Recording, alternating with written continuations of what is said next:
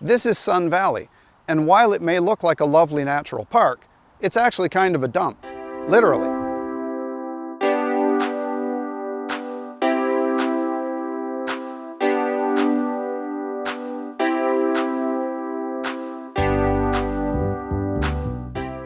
I've been here before in my video on the Lower Don River. There's a magic link up there, and I'll put a link down in the description so you can find it when you've finished watching this video.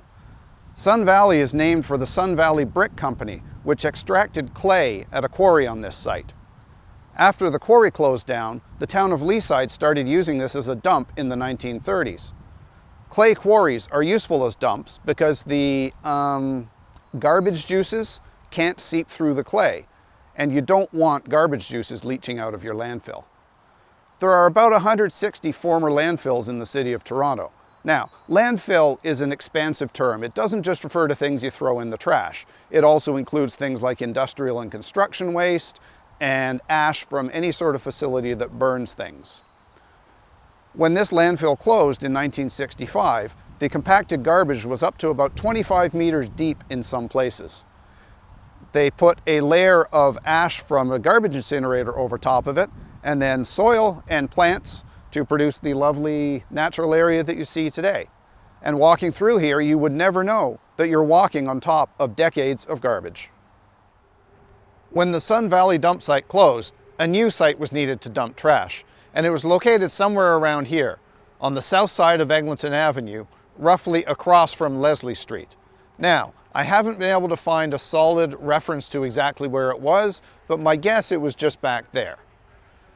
The developers for the residential project over here proposed removing and relocating the garbage from the dump as part of their project, but again, I haven't been able to find any more detail on that. Behind me is Greenwood Subway Yard. This is the main service and storage facility for trains for Line 2 Bloor-Danforth. The last time I was here was for my video on how much of Toronto's subway system is actually sub. Links in the usual places. Before this was turned into a subway yard in the 1960s, this was Harper's Dump, one of Toronto's major dumps in the 1930s. And before that, it was a clay quarry, much like Sun Valley, which explains why there's a street near here called Torbrick. On this map, I'm standing at the marker, and I've highlighted Torbrick to the southeast of me. There were a lot of brick factories in Toronto back in the day because the area had plenty of good quality clay.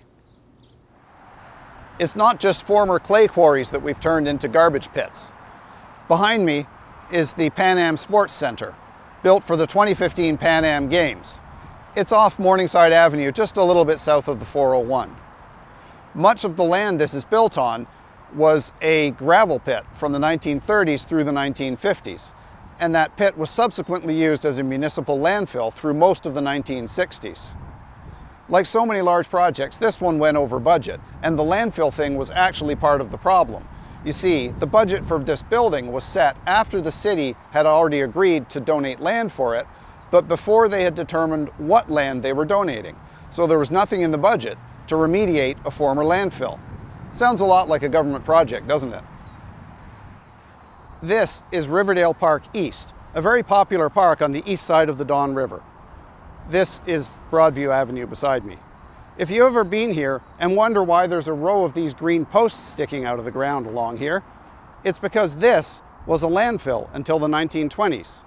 Microbes in landfills produce methane gas, which is explosive, and nobody wants the local landfill blowing up. So if the landfill produces enough methane, it has to be dealt with in some fashion. One method, and perhaps the most practical one for smaller landfills, is just to vent it to the atmosphere. And that's what these posts do. We'll see another way of dealing with it a bit later. And now here we are across the river in Riverdale Park West. In 1856, the city bought some land here for a park and an industrial farm, with the inmates at the nearby Don Jail having the responsibility of maintaining it. Before that, part of the land had been used as a landfill. And if you think you're seeing a pattern, you're not wrong. We did have something of a habit of dumping our trash in and around river valleys. Apparently there are about 4 dozen former landfills up and down the Don River and its valley, and we did the same thing in the Humber as well, including, amusingly, an area just south of the 401 near where the Ministry of the Environment has an office today. This is Beare Park Hill in Scarborough, and yes, my sources say it is pronounced like the delicious adult beverage. This was a gravel pit in the 1940s, and then from 1967 until 1982, it was used as a landfill. Since the 1990s, landfill gas has been collected and burned to generate power here. That's really only practical at larger sites like this one, where it makes sense to put in a generation facility. From the 1970s until the 1990s, the municipal government entertained ideas of turning this hill into a ski hill. They eventually abandoned those ideas, figuring that the provincial government would nix it anyway. This area opened as a park in 2022. As its name suggests, Etobicoke's Centennial Park was a project for Canada's Centennial Year in 1967. I'm standing on top of the Toboggan Hill, which used to be a ski hill. But as you've probably already guessed from the theme of this video, it's made of garbage. This is a former landfill site. I grew up in Brampton, where everybody knows that Chinguacousy Park ski hill is also made of garbage, except that it isn't. It's actually made of dirt that was excavated when digging basements for buildings in Bramalea. So it's landfill, but it's not garbage. Officially known as the Outer Harbour East Headland, this is what everybody calls the Leslie Street Spit. Construction began in the 1950s to create a breakwater for the expected expansion of the Outer Harbour that they figured would be needed to handle the extra traffic from the 1959 opening of the St. Lawrence Seaway.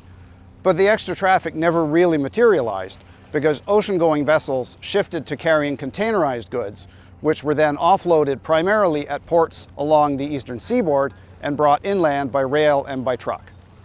A lot of what this is built of is construction debris and material from demolition. You may be able to see some of it behind me here. Also, material that gets dredged from the Keating Channel gets dumped along the Leslie Street Spit as well. I mentioned the Keating Channel in the video I mentioned earlier about the Lower Don River. And I think that's a good place to wrap up this video. I hope you've enjoyed this trip through the history of Toronto's landfills and finding out just how much trash we have buried in our city. If you did, you know what to do. Please like and subscribe.